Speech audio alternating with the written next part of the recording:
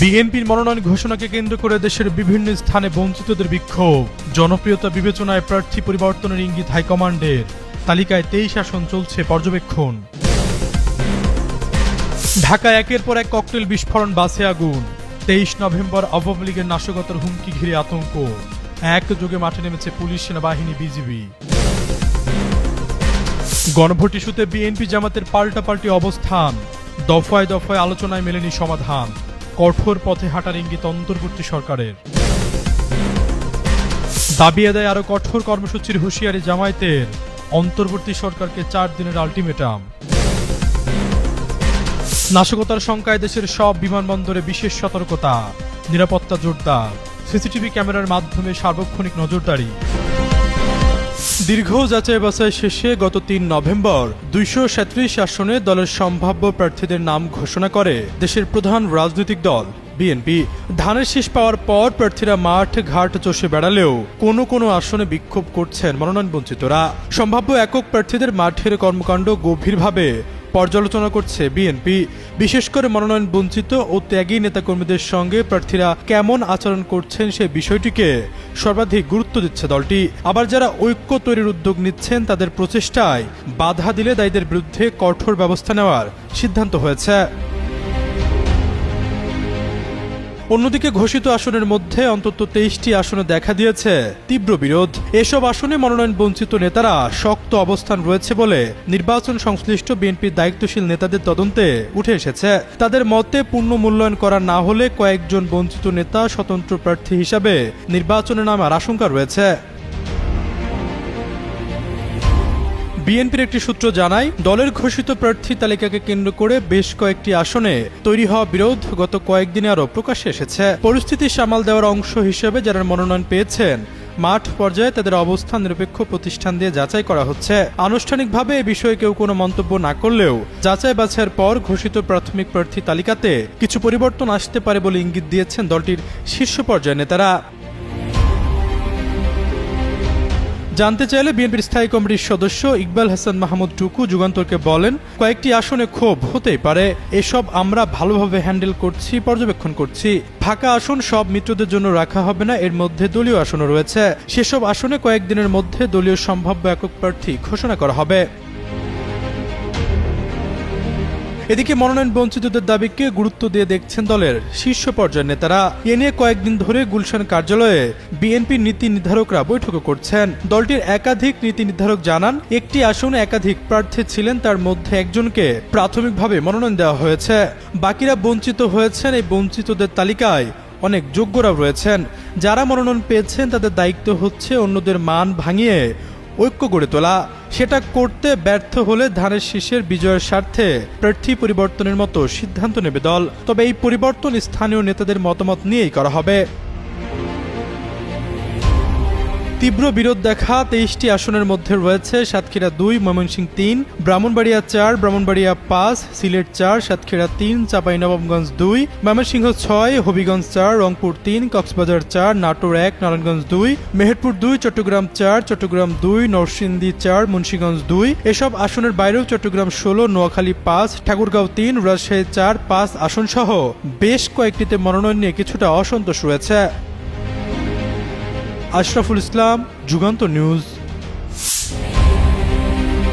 আন্তর্জাতিক অপরাধ ট্রাইব্যুনালে ঘোষণা হতে যাচ্ছে মানবতাবিরোধী অপরাধে শেখ হাসিনার মামলার রায়ের তারিখ। 4 নভেম্বর মামলার রায়ের তারিখ ঘোষণা ঘিরে এরই মধ্যে রাজনীতিতে লকডাউন কর্মসূচি ঘোষণা করেছে কার্যক্রম স্থগিত দলটি। এ নিয়ে সামাজিক যোগাযোগ মাধ্যমে প্রচারণা চালাচ্ছেন দলের পলাতক নেতারা। অন্যদিকে দিনটি ঘিরে সতর্ক অবস্থানে রয়েছে আইন শৃঙ্খলা বাহিনী। এদিন ব্যাপক নিরাপত্তামূলক ব্যবস্থা নেওয়ার ঘোষণা দিয়েছে ঢাকা মহানগর পুলিশ। এর আগে গত কয়েকদিনে ঢাকা সহ বিভিন্ন জায়গায় ককটেল বিস্ফোরণ ও বাসে অগ্নিসংযোগের মাধ্যমে নাশকতার জন্য আওয়ামী লীগকে দায়ী করছে সরকার ও আইন শৃঙ্খলা বাহিনী। পুলিশ বলছে, এসব ঘটনার মাধ্যমে মানুষের মধ্যে আতঙ্ক ও আশঙ্কা তৈরি হয়েছে। ঢাকা সহ কিছু জায়গায় ককটেল বিস্ফোরণ ও বাসে আগুনের ঘটনায় জনমনে উদ্বেগ তৈরি হয়েছে বলে মনে করছে পুলিশ। ডিএমপির পুলিশ কমিশনার শেখ মোহাম্মদ সাজ্জাদ আলী জানিয়েছেন, গত 11 দিনে 15টি জায়গায় 17টি ককটেল বিস্ফোরণের ঘটনা ঘটেছে, আর গত 2 দিনে 9টি যানবাহনে আগুন দেওয়া হয়েছে। 13 নভেম্বর নিয়ে আশঙ্কার কোনো কারণ নেই। ঢাকার মানুষ, সেনাবাহিনী, বিজিবি, পুলিশ সহ সবাই মিলে এটি রুখে দেবে। ব্যাপক নিরাপত্তামূলক ব্যবস্থা নেওয়া হবে বলেও জানান তিনি।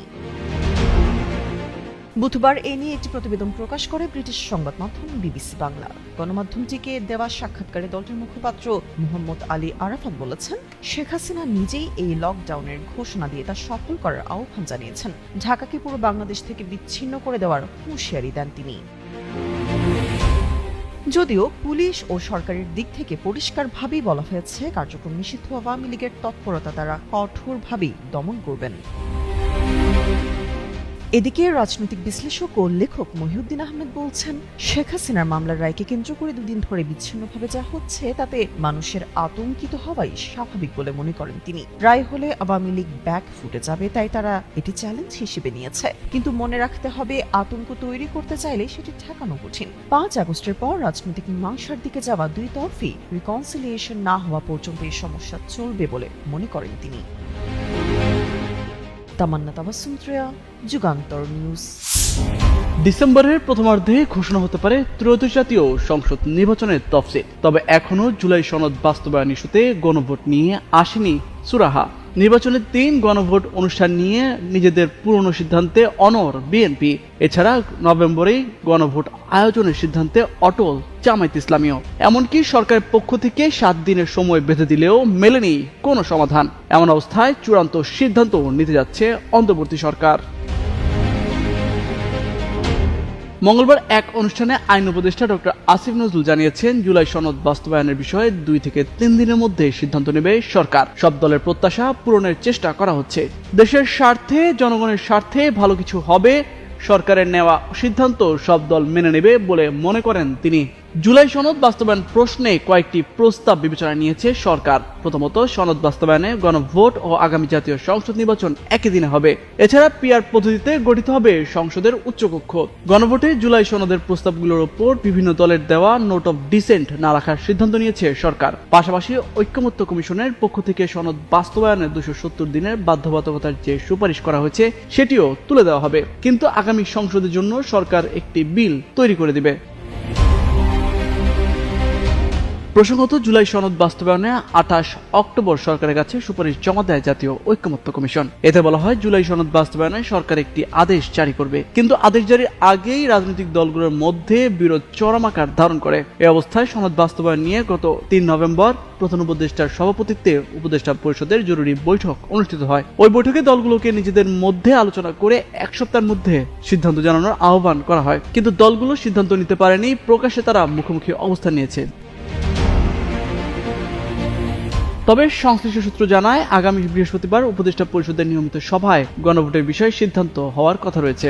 এর আগে বিএনপি জামায়াতের সঙ্গে অনানুষ্ঠানিক যোগাযোগের জন্য কয়েকজন উপদেষ্টাকে দায়িত্ব দেওয়া হয়েছিল। এর মধ্যে আইন উপদেষ্টা ডক্টর আসিফ নজরুল ও জ্বালানি উপদেষ্টা ফজলুল কবির খান অন্যতম। ফলে নতুন করে রাজনৈতিক দলগুলোর সঙ্গে আর আনুষ্ঠানিক বৈঠক হচ্ছে না। তামজিদ মির্জা, যুগান্তর নিউজ। নির্বাচনের আগে গণভোট ও জুলাই জাতীয় সনদ বাস্তবায়নের আদেশ জারি সহ 5 দফা দাবিতে আগামী 16 নভেম্বর পর্যন্ত আলটিমেটাম দিয়েছে জামায়াত সহ সমমনা 8 দল। এ সময়ের মধ্যে দাবি না মানলে প্রধান উপদেষ্টার বাসভবন যমুনার সামনে অবস্থান কর্মসূচির ঘোষণা দিয়েছে দলগুলোর নেতারা। বৃহস্পতিবার রাজধানীর মগবাজারের আল ফালাহ মিলনায়তনে এক যৌথ সম্মেলনে জামায়াত ইসলামের নায়েবে আমির অধ্যাপক মুজিবুর রহমান নতুন কর্মসূচির ঘোষণা করেই আলটিমেটাম দেন।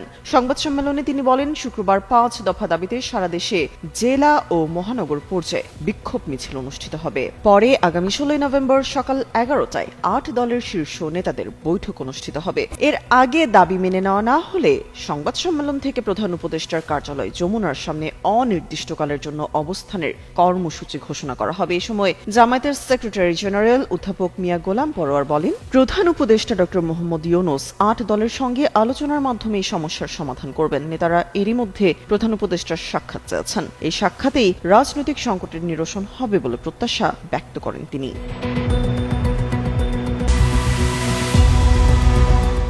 দেশে চলমান বিভিন্ন সহিংসতা ও নাশকতার প্রেক্ষাপটে অভ্যন্তরীণ সব বিমানবন্দরে দেওয়া হয়েছে বিশেষ সতর্কতা। মঙ্গলবার বেসামরিক বিমান চলাচল কর্তৃপক্ষ বেবিচকের সদর দপ্তর থেকে এই সংক্রান্ত চিঠি বিমানবন্দরগুলোতে পাঠানো হয়েছে। সংস্থার চিঠিতে বলা হয়, সব বিমানবন্দরে সিসিটিভি ক্যামেরার মাধ্যমে সার্বক্ষণিক নজরদারি নিশ্চিত করতে হবে। বিমানবন্দর এলাকায় সব ধরনের টহল বাড়ানো ও মনিটরিং ব্যবস্থা আরও শক্তিশালী করা হয়েছে। সম্ভাব্য যে কোনো অনাকাঙ্ক্ষিত পরিস্থিতি মোকাবিলায় তাৎক্ষণিক পদক্ষেপ নেওয়ার জন্য প্রয়োজনীয় প্রস্তুতিও রাখা হয়েছে। এছাড়া সব বিমানবন্দরে সর্বোচ্চ সংখ্যক নিরাপত্তা কর্মী মোতায়েনের নির্দেশ দেওয়া হয়েছে চিঠিতে। স্কিন শুষ্ক রুক্ষ হয়ে যাবে বলে কি বাইরে যাবে না? জাস্ট 1 2 3 4 করো, স্কিনটাকে রিভাইভ করো। এতে আরও বলা হয়, সার্বিক ফায়ার সার্ভেইলেন্স কার্যক্রম আরও জোরদার করা হয়েছে যাতে জরুরি পরিস্থিতিতে দ্রুত সাড়া দেওয়া সম্ভব হয়। সম্প্রতি ঢাকার হযরত শাহজালাল আন্তর্জাতিক বিমানবন্দরের কার্গো কমপ্লেক্সের অগ্নিকাণ্ডের পর থেকেই বিমানবন্দরগুলোতে অতিরিক্ত নিরাপত্তা ব্যবস্থা জোরদার করা হয়েছে। এবার বাড়তি সতর্কতার নির্দেশনা দিয়েছে সংস্থাটি।